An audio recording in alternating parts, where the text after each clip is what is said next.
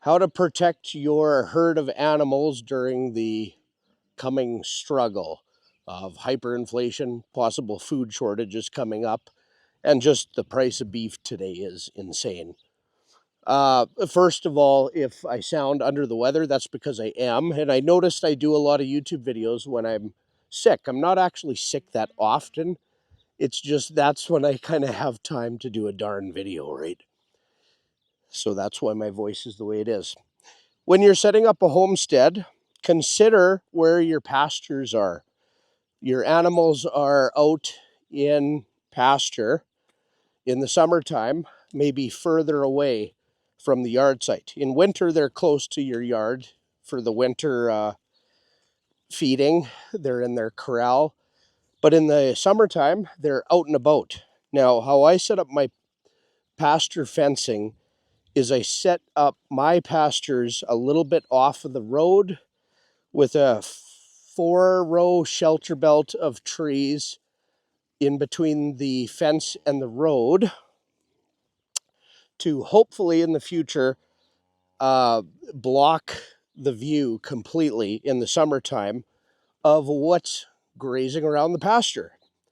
So that's one form of protection. If you have a little 2 or 3 wire barbed wire fence right along a road that's far away where you can't visibly see it during the day or all the time, you can expect a lot of cattle theft in the future here. So I've had neighbors over the years, they're missing a cow here and there or a couple, whole herds.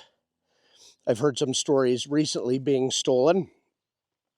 Now, my pasture, this one is I have to let grow, so actually my cows are going to another 20-acre one.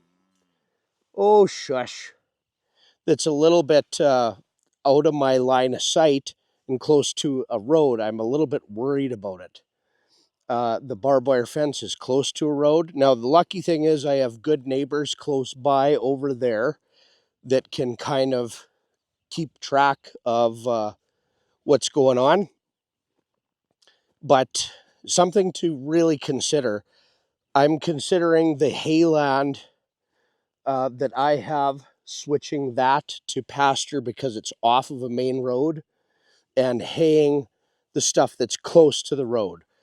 So if you have livestock of any kind grazing, this is just one little tip that I have, is your fence and pasture away from the line of sight of people.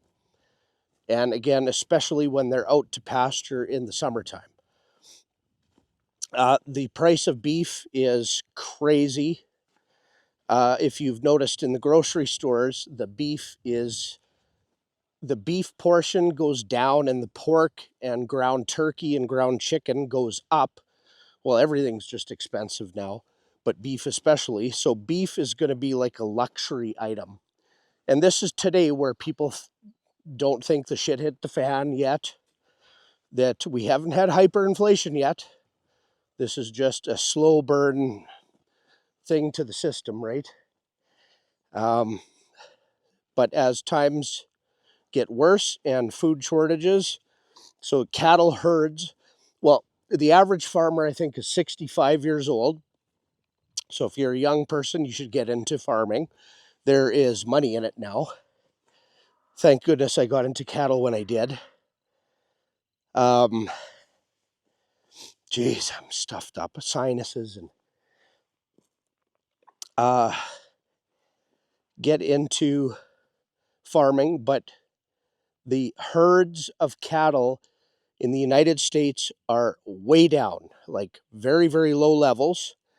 And in Canada, it's easier to find statistics on the United States, but in Canada, I would say it's the same, but we've been importing in people a lot the past few years, and actually Canada lost population growth in 2025, so we had a brain drain.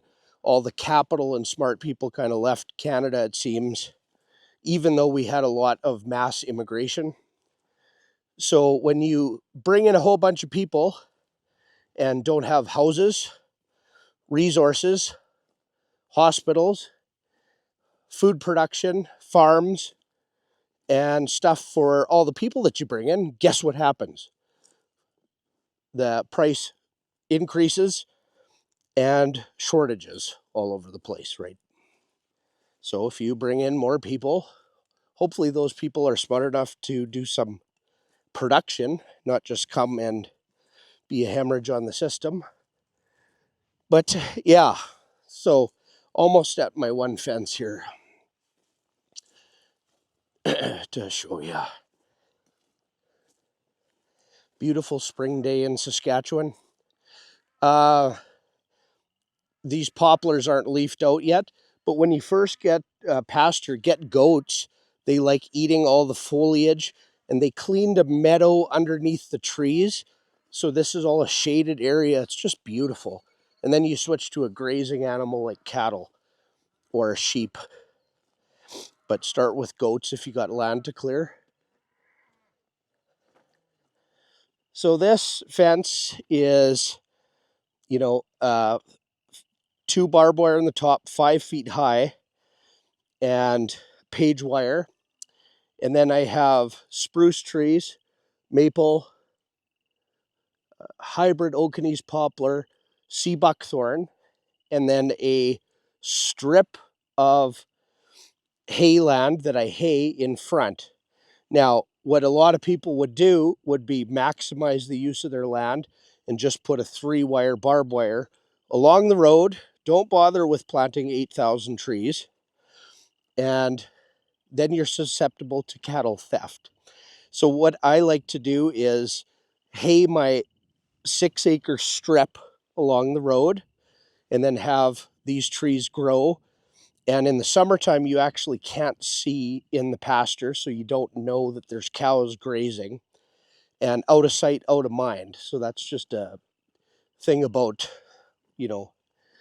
security, operational security for the today's struggle and the coming worse struggle. So that's the little tip of the day for you. Man, my trees are growing wonderful. The amount of snow that collects from shelter belt trees is just amazing. The snow was actually 5 feet high at this fence, so I couldn't have the cows in here. Like a cow, the even hard pack snow, they'll at least fall through, but a coyote and a fox can just like walk over it. But that snow holds all the moisture in, so there's a super amount of moisture, even though it's dry already, in where those trees are that helps them grow. And it's actually not mimicking a forest. You're making a little forest.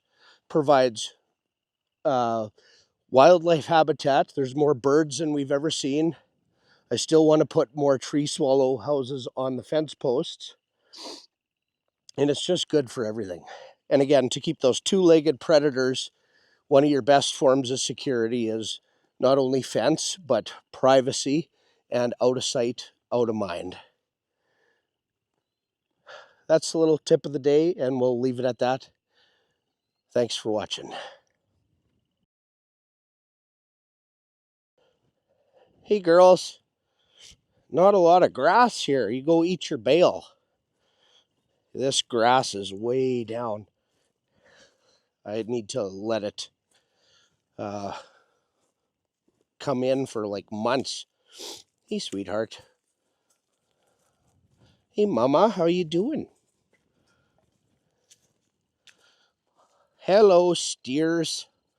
How are you guys doing? You being good boys? Get back here. What do you think this is? What? What? Don't even think about it. Huh? Hey, where's the babies? Where's your babies?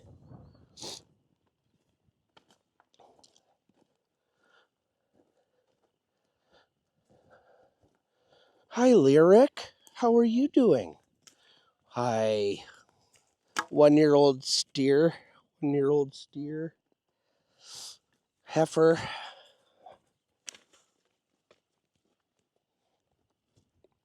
Good times.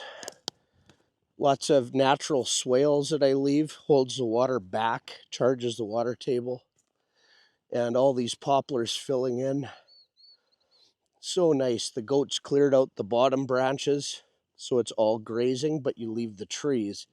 Poplars don't last very long, so they're constantly dying and falling over. They're a short-lived tree. I hate them, actually. I wish it was a different tree, but this is what it is. Hey, babies.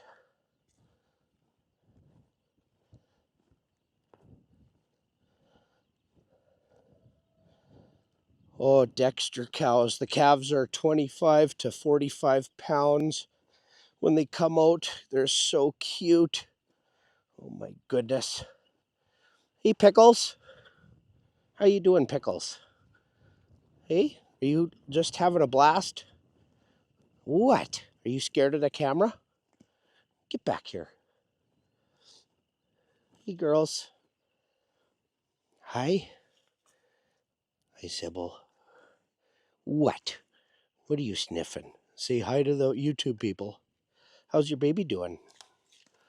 What? Love Dexter cows, boy. And of course, can't forget about the Cooney piggies out to pasture with the cows. Hey, are you the boss? Are you the boss of the cows? Say oink. There you go. How you doing? You're getting big, hey? Okay. I'm going to sleep. Good night.